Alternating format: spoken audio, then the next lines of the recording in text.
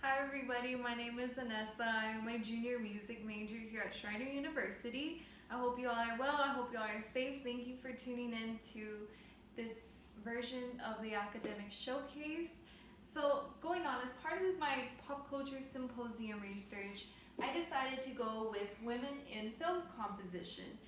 And the reason why I chose to go this way is because I am a female film composer myself, and just in my researching and in my own, looking for inspiration, I found that the number of women composers in the film industry is very, very low. And we'll get into a little bit more numbers later, but first I just wanted to go ahead and start off with a little introduction. And this basically covers women in the composition area just in general. So from when music first had its beginnings back to the ancient Greek era to now, there's always been a low number. We had a nun back in the 1500s, and I bring her up because her music is amazing. It's Hildegard of Bingen. She was a nun who wrote amazing music. She used awesome counterpoint. She was just, the first time I heard her, she was just ahead of her time. And I often questioned, well, how come we know more male composers of that time and not a lot of people talk about her? This was the first time last semester that I ever heard, and then when I heard her music for the first time, I was just blown away because she writes in a very modern choral setting, and that was back in like the 1500s. So from then on to now, most women composers have succeeded and made a name for themselves, such as there's this girl, she composed a movie called Joker. Her name is Hildar Gutinier. And others have failed, and it's not because their music's bad, it's just because more directors are calling in more male composers for their movies. So while there has been a number of composers, notable women composers, just in general music, in the classical genre, in the avant-garde genre, and in film music, when you compare that number to the number of men, you'll see that the number of men in this area greatly outweighs the number of women. So going on to some numbers, this is just based on some research that was been conducted, and I just went ahead and I put it on in here. 98 to 99% of the movies we watch are scored solely by males. A study concluded that from 2007 to 2017, 16 women were hired to compose fictional films, as compared to 1,200 men. Other research has shown that 1.4% of women have worked on composing for the top films for the last 12 years. 94% of these films had no women composers. And I went ahead and I counted the numbers myself, is 7 females have been nominated, and that includes this year, and 4 have won the Oscar for Best Score.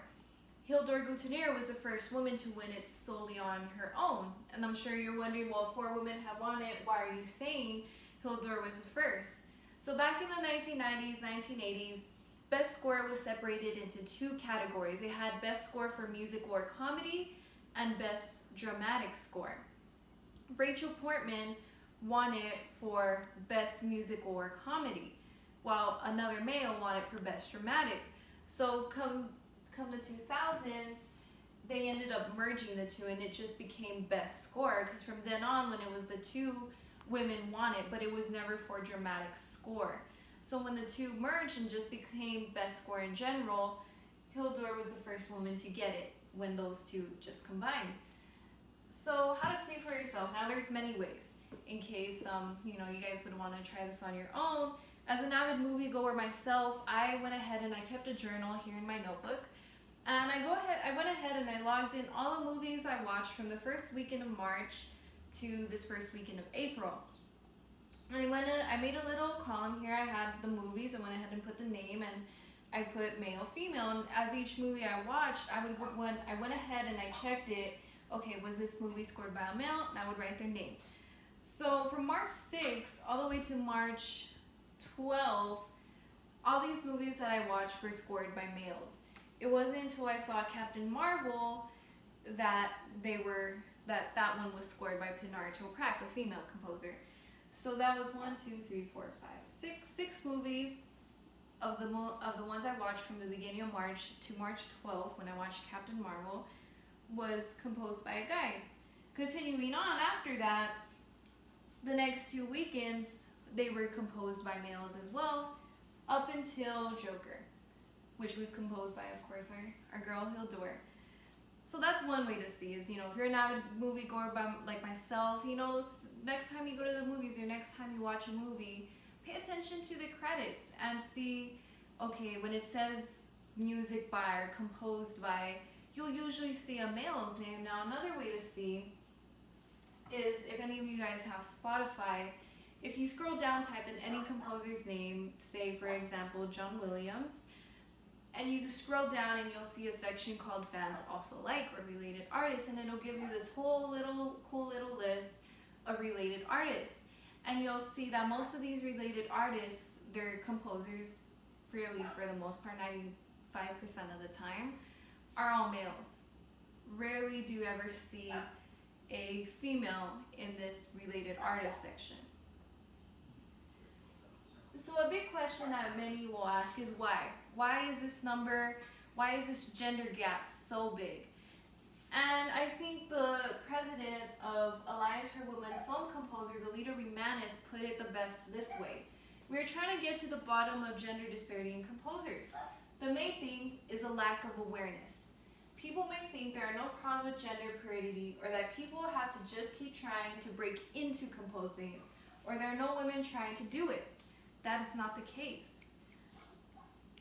And just another article who interviewed a woman composer, just said more men just enter composition than women. In her composition class, in graduate school, I believe is what she said, she was the only female there. And it's a lack of awareness. And it's, if the director sees that there are more male composers as composed to female composers, they're gonna go straight, hey, you're a male composer or whatever, can you come score my film? But organizations like Alliance for Women Film Composers are trying to bring awareness, are trying to bring this awareness to the community to show that we are here, we female composers are here, we're here for your films. And it's just, a lot of it is also putting yourself out there. So going on, women in film music today, like I just mentioned, this alliance is just bringing more awareness, putting more female composers out there in the world. In their website, they actually have a big directory. It's from A to Z of women who are, female film composers. So if you want, let's say you're a male film director and you're looking for, let me see, let's go to this director, he kind of has a resume, just to bring women the awareness that they deserve in this area. So last but not least, I personally have found it hard for myself at times to find inspiration in this area that's mainly dominated by males. Other women like myself, we see that and we tend to think, if there's few female composers out there, is this even a world for us? And not just in music, but as the fight for gender equality continues to grow, the more awareness women get, the more output we can get with that in our work. So I like to end this presentation on this. It was Hildur Guðnadóttir's Oscar winner for Best Original Score, and when I find myself composing in the music field or just trying to find ideas, I always go to YouTube and I watch this video and I listen to it, because when I'm feeling low, when I'm feeling discouraged, I listen to what she said, and I feel this encouragement rise up that I am needed, I am wanted in this area. So I ended on this. This was part of her speech. To the girls, to the women, to the mothers, to the daughters who hear the music bubbling within, please speak up. We need to hear your voices. And to my fellow sisters out there, we do.